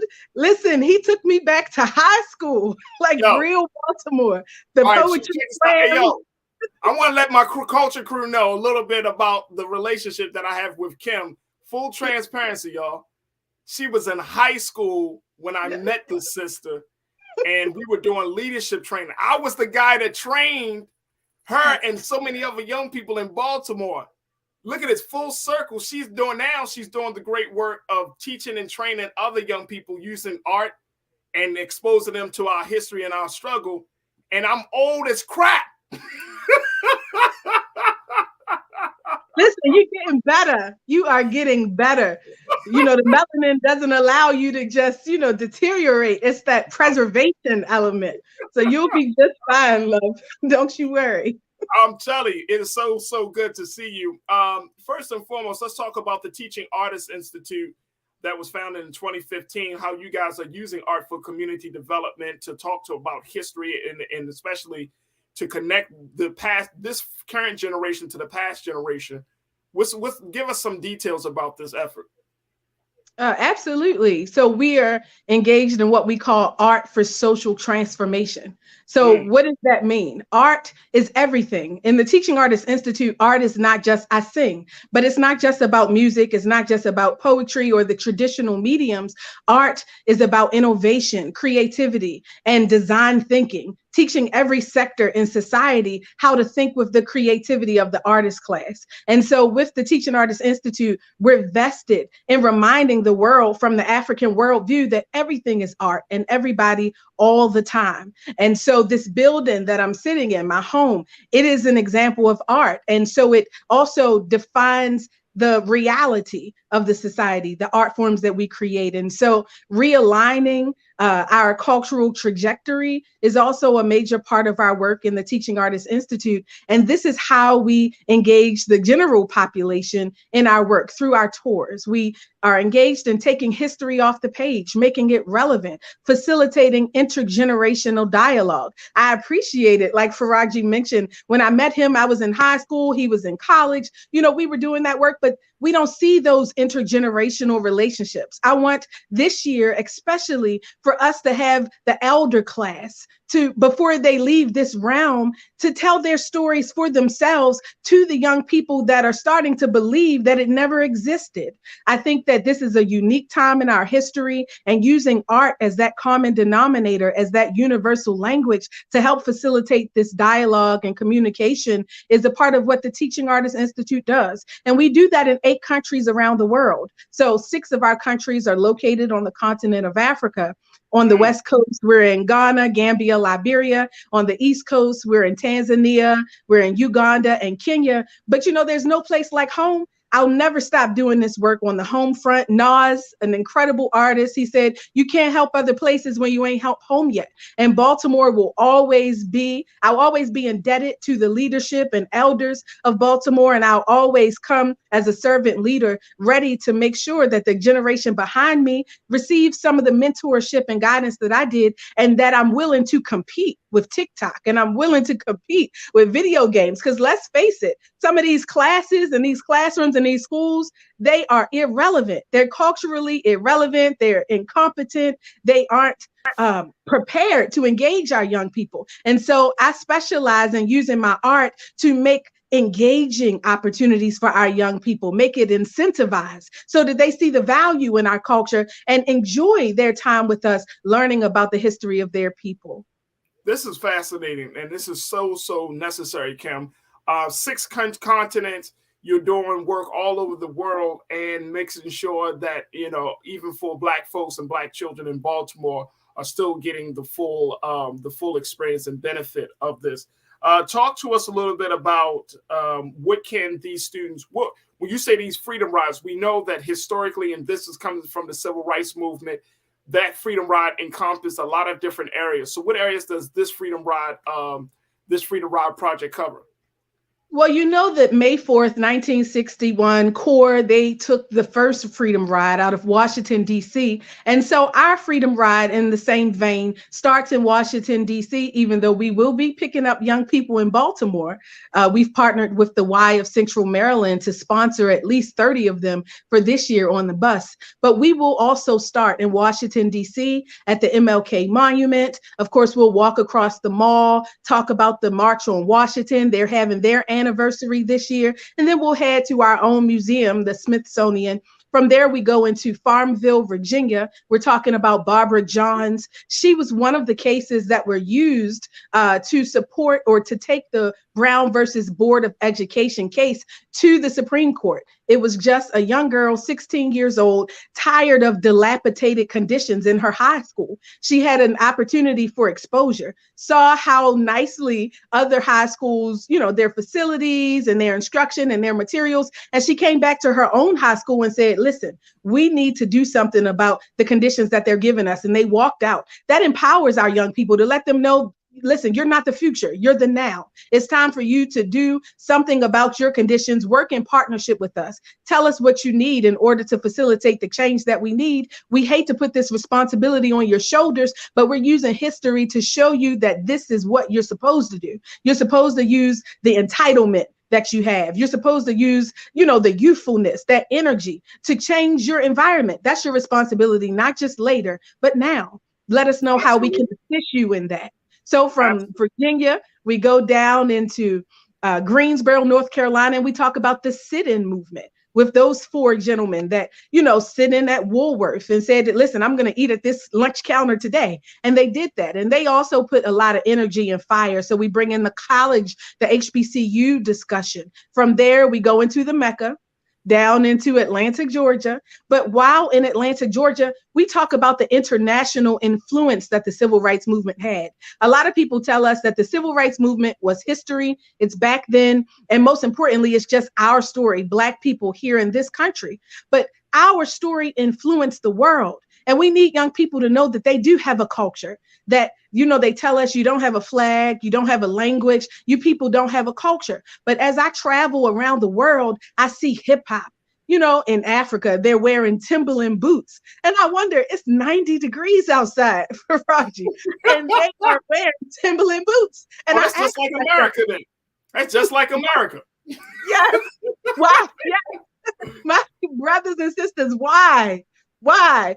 And it's because our culture is influencing the world through our music and our food taste. And, you know, I listened to Mike Imhotep before me, and, you know, I love watermelon. I got to tell you, I don't know if Aaron Mark was wrong. That's not my conversation today. But I will say that our culture has influenced the world. And so while we're in Atlanta on the Freedom Rides tour, we talk about that.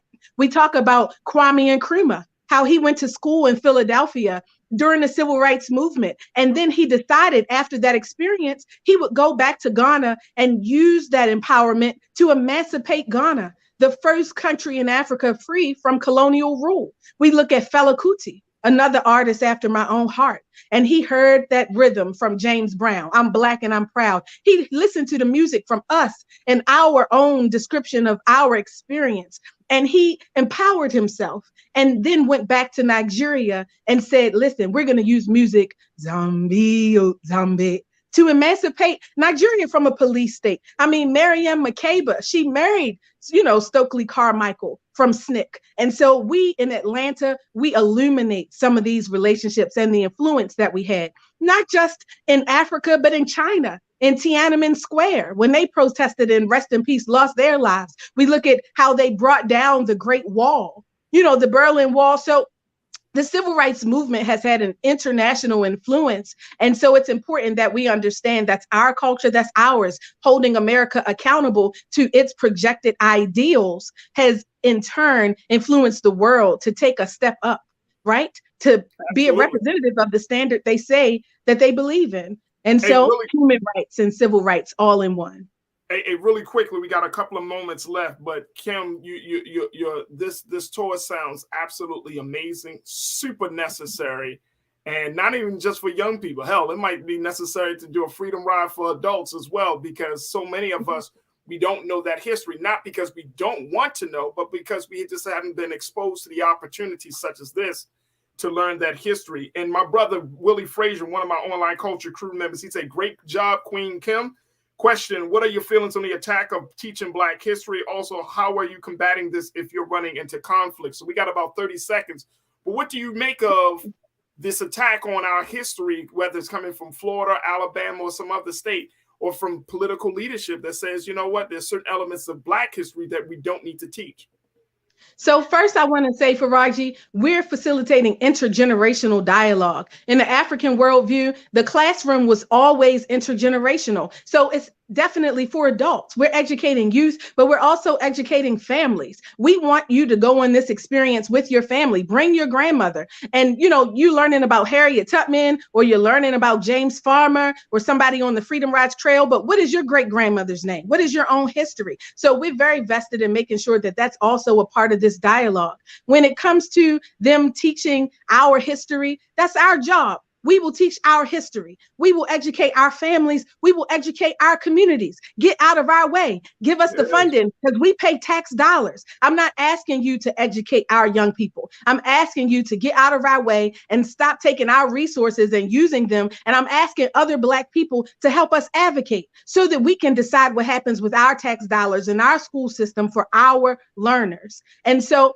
you know, the guys down in Florida and the ones, I mean, this is nothing new. History is repeating itself. And when you know your history, you understand this has always been the case. We have to focus on building strong institutions so that we can begin to curate our own story and narrative. There it is. There it is. Look, Kim Poole, I truly appreciate you. It is so good to reconnect with you. How can people get more information about the Freedom Ride? What is the website or the social media that folks can follow? Please follow us on social media. I am so bad at social media. It's like homework. I said I wasn't born in this generation, but please follow us, facebook.com/teaching artist, one word. Facebook.com/teaching artist, one word. And I know Facebook is for old people now, but if you have a business, please like us from your business page. Facebook.com/teaching artist, one word. And I am accessible. I'm not up here on a platform. Call me on the phone. Send a text message first. I don't check voicemails anymore. 443-739-0941. And listen, we're willing to sponsor elders that were alive during the civil rights movement that will come with us to help tell this story and narrate it. So if you are an elder that was alive and active during the civil rights movement and you're vested in helping your story stay alive, please contact us. Call me, find a Facebook page, send a message, because we'll pay for your expenses. Please let us know. Kim Poole, thank you so much for coming on the show. We got to bring you back, Kim, because you sound like you got a lot more to say, and we certainly want to provide a space and a platform for you. So Kim Poole, thank you so much. Checking in from the Teaching Artists Institute, one of the great founders of this fantastic program that is teaching the next generation about our struggle. Kim, thank you so much for being so good for the culture. We truly appreciate it. Thank you, Farajii. Absolutely, absolutely, my sister. All right, folks, we got to get out of here. I want to thank my brother Michael in Hotep. Make sure y'all check out his website at the AfricanHistoryNetwork.com, AfricanHistoryNetwork.com for classes and more information about their podcast and the great work that he's doing. But make sure you continue to show your support. You never know what kind of voices we get here on the culture, but we want to make sure we expose you to as many of our people's voices as possible, especially those who are bridging the gap between this generation and our struggle. All right, folks, that's going to do it for us. So make sure y'all do your due diligence. Go to blackstarnetwork.com. Follow us on social media. Download the app for free. And most importantly, continue to support us financially. Share the content. Your support of us means everything. So go to blackstarnetwork.com. Again, you can find us on social media at Black Star Network on IG and Twitter. And also you can find me on IG at The Real Farajii and on Twitter at Farajii. Stay tuned. Up next is RMU, Roland Martin Unfiltered. So stick around for that. But as always, never be afraid to challenge what's wrong. Stand for what's right while being yourself in the process. God willing, we'll talk tomorrow for another exciting edition of The Culture right here on the Black Star Network. Thank you for tuning in. Peace.